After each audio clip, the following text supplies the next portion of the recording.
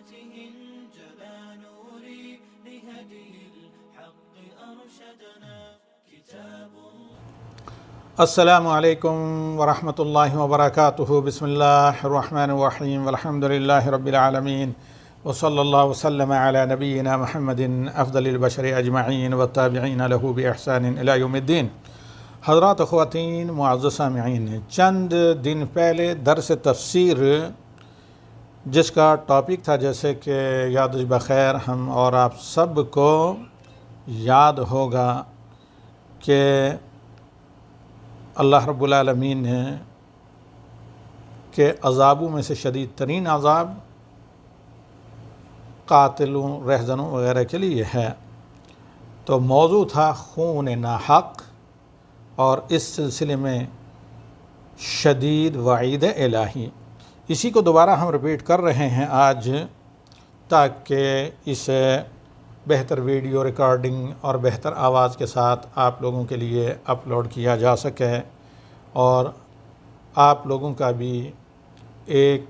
Contribution, ایک حصہ ہو نفع بخش علم، جو نفع بخش ترین علم ہے قرآن و سنت کا علم، اس کی نشر و اشاعت میں۔ اللہ اسے سب کے لیے، سامعین اور ناظرین، مشاہدین اور ہم سب کے لیے نفع بخش علم صدقہ جاریہ بنائے۔ وہیں اللہ رب العالمین نے شرف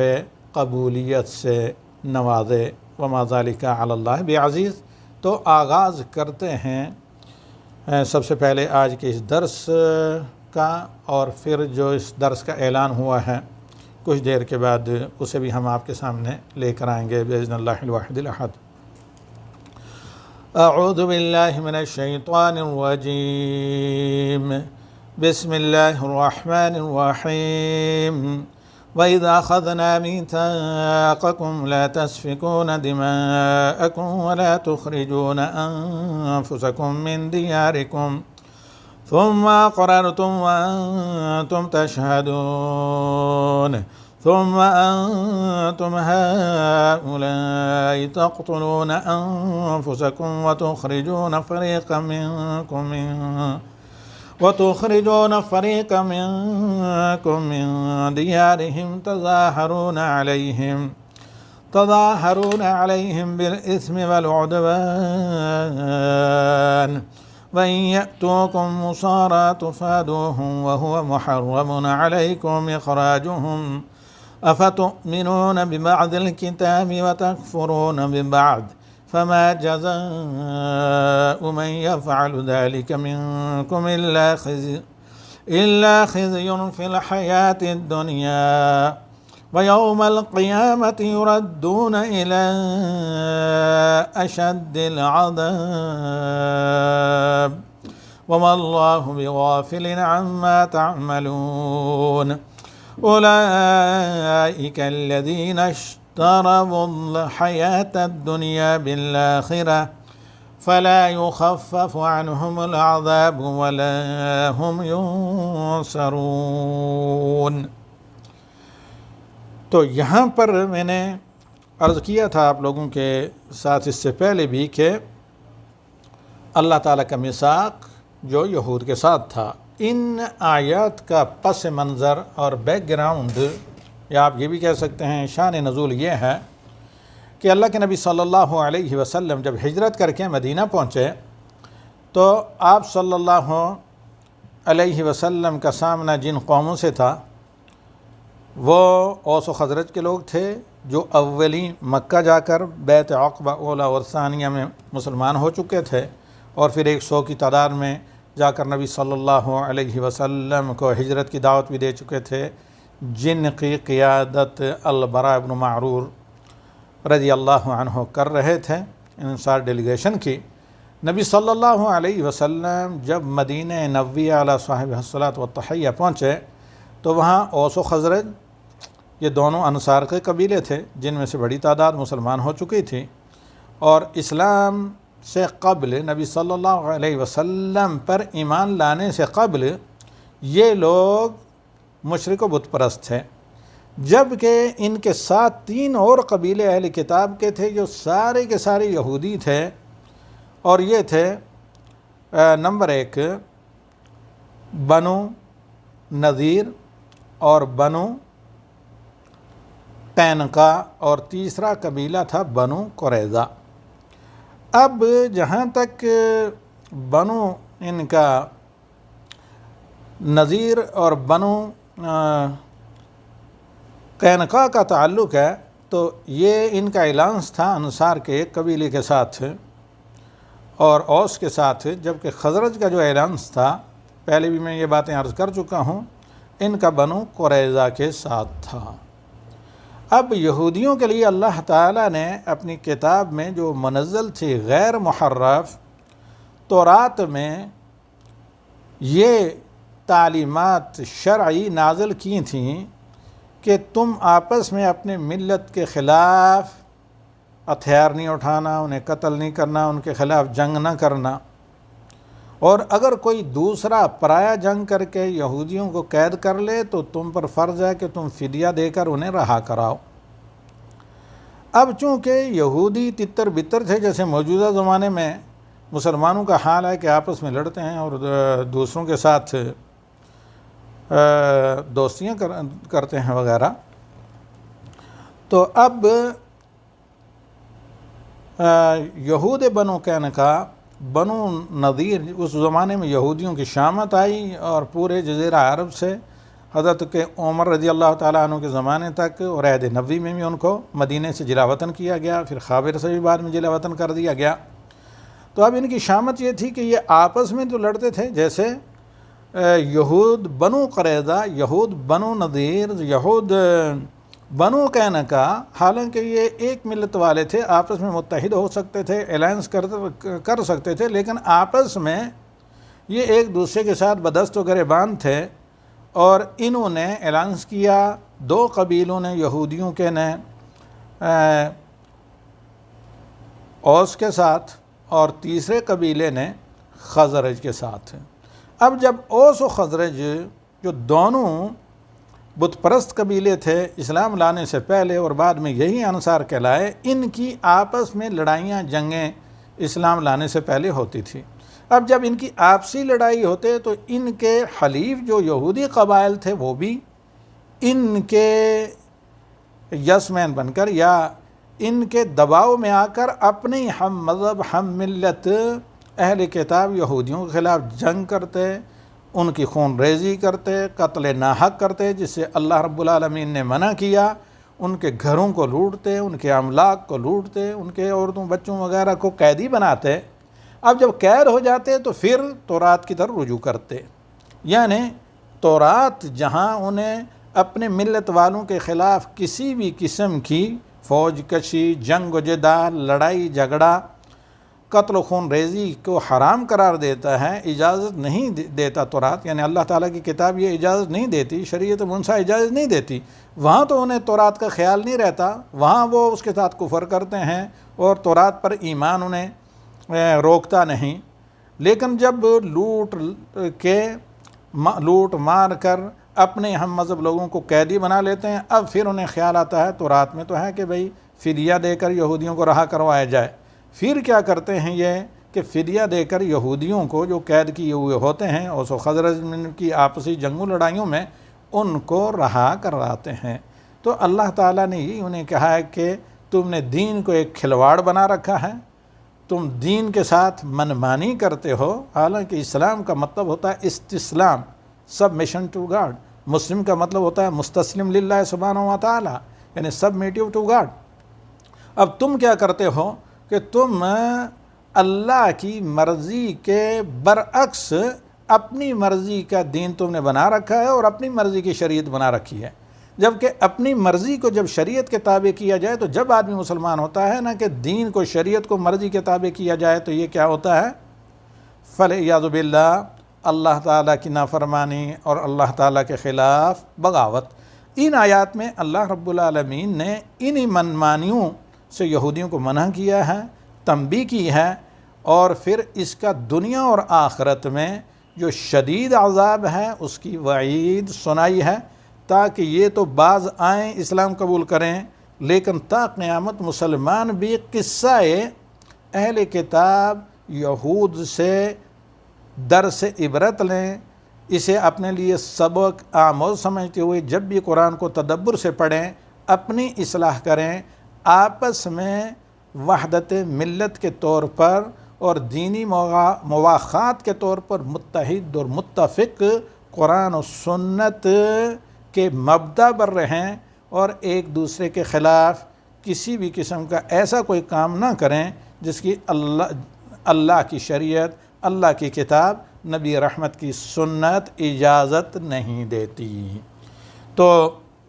اب ان آیات کا ترجمہ پھر آگے انشاءاللہ مختصر تفسیر کی طرف چلتے ہیں۔ تو اللہ تعالیٰ کہتا ہے کہ اے مسلمانوں، تم یاد کرو اس وقت کو، اور خصوصاً یہ یہود کو خطاب کر کے یہود مدینہ کو یہ آیات نازل ہوئی ہیں، اور ساتھ ساتھ مسلمانوں کو بھی خطاب ہے کہ یاد کرو اس وقت کو جب تم سے اللہ نے عہد لیا، لا تسفکون دماءکم ولا تخرجون انفسکم من دیارکم، کہ تم آپس میں خون ریزی نہیں کرو گے، جنگ و جدال نہیں کرو گے، لڑائی جھگڑا نہیں کرو گے، اور نہ تم اپنے ہم مذہب، ہم دین، ہم ملت لوگوں کو ان کے گھروں سے نکالو گے یا ان کے گھروں املاک پر قبضہ کرو گے۔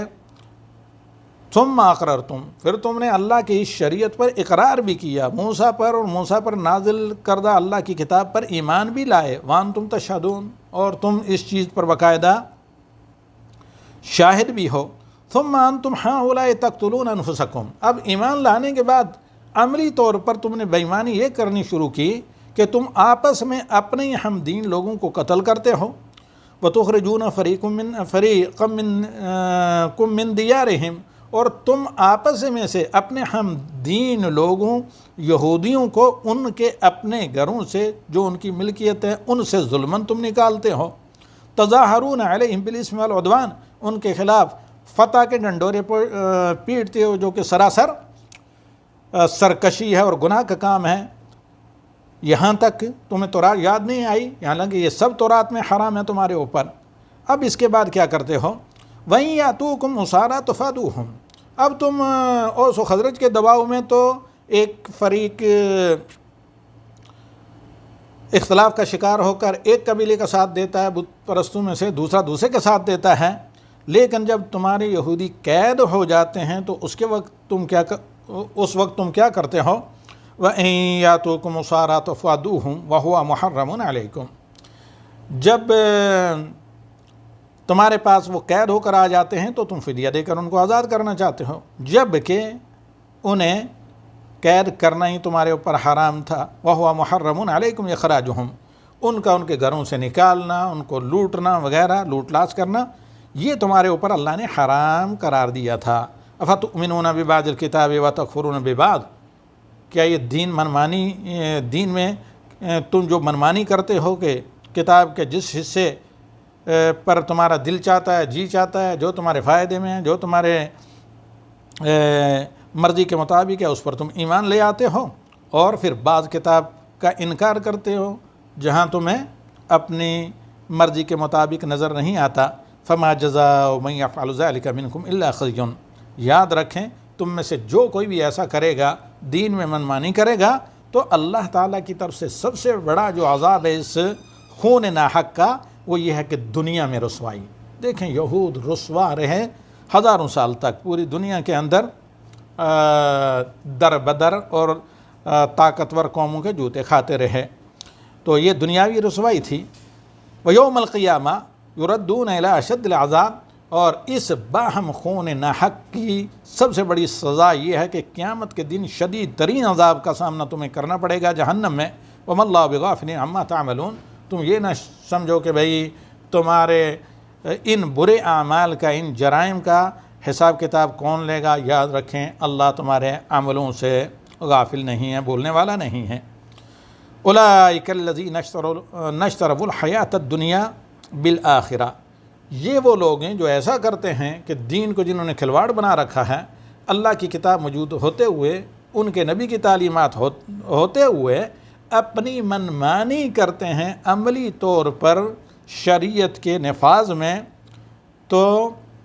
یہ وہ لوگ ہیں جنہوں نے دنیاوی زندگی کو آخرت کے بدلے میں خرید لیا ہے، جبکہ اہل ایمان کو اللہ تعالیٰ نے جو امت محمدیہ کو کہا ان اللہ اشتری من المؤمنین انفسهم واموالهم بان لهم الجنہ، کہ ان کے مال اور ان کی جانوں کو جنت کے بدلے خرید لیا ہے، جبکہ یہ اللہ کے نافرمان بندے کیا کرتے ہیں؟ اللہ تعالیٰ کی کتاب کی مخالفت کرتے ہوئے کہ آخرت کو بیچ کر، آخرت کی تباہی اور عذاب مل لے کر خرید کر اپنی دنیاوی زندگی، دنیاوی ٹھاٹ باغ، دنیاوی آرام و آسائش کو آخرت کے مقابلے میں خرید لیتے ہیں۔ تو لہذا یہ اتنا بڑا جرم ہے ان کا کہ فلا یخفف عنہم العذاب ولا هم ینصرون، تو ان کے عذاب میں نہ تو کسی قسم کی تخفیف ہوگی اور نہ کسی قسم کی قیامت کے دن شفاعت ہوگی اور نہ ان کی مدد ہوگی۔ اب مختصراً میں پہلے آپ کو بتا چکا ہوں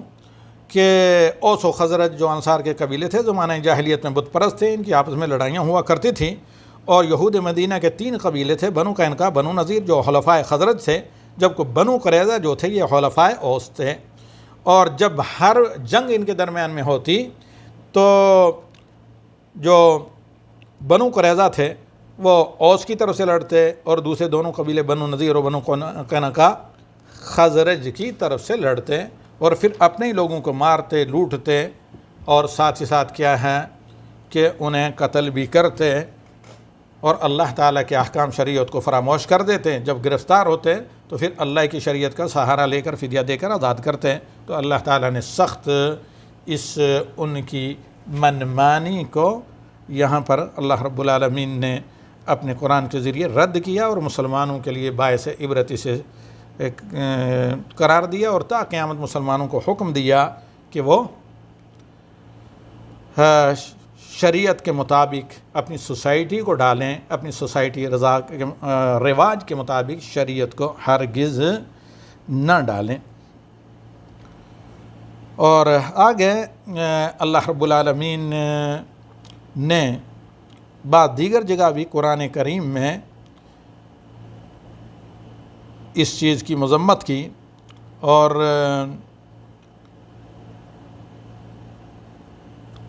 یہ کہا کہ جو چیز اللہ رب العالمین کی طرف سے تم پر ایمان کے لیے نازل کی گئی ہے، اور عملی طور پر اپنے اس ایمان کا اللہ کی مرضی کے مطابق ثبوت دو۔ اور اللہ کے نبی صلی اللہ علیہ وسلم کے صفات وغیرہ جو اہل کتاب یہاں بیان کردہ تھے، ان کو بھی یہ خیر نبی صلی اللہ علیہ وسلم پر ایمان سے بچنے کے لیے چھپایا کرتے تھے۔ تو اللہ رب العالمین نے لہذا ان پر اپنی لعنت بھیجی کہ اللہ کے نبی صلی اللہ علیہ وسلم کی دعوت سے، آپ پر ایمان سے لوگوں کو دور رکھنے کے لیے آپ صلی اللہ علیہ وسلم کی صفات کو چھپاتے ہیں اور تورات میں یہ تحریف کرتے ہیں۔ فما جزاء من يفعل ذلك منكم الا خزي في الحياة الدنيا ويوم القيامة يردون الى اشد العذاب۔ تو اسی پر ہم اکتفا کرتے ہیں، انشاءاللہ العزیز کچھ دیر کے بعد آیت نمبر 87 کا درس لے کر حاضر ہوں گے، جس میں یہود کا تکبر اور ساتھ ہی ساتھ روح القدس جبریل امین علیہ الصلوۃ والسلام کی سے متعلق وضاحت ہے۔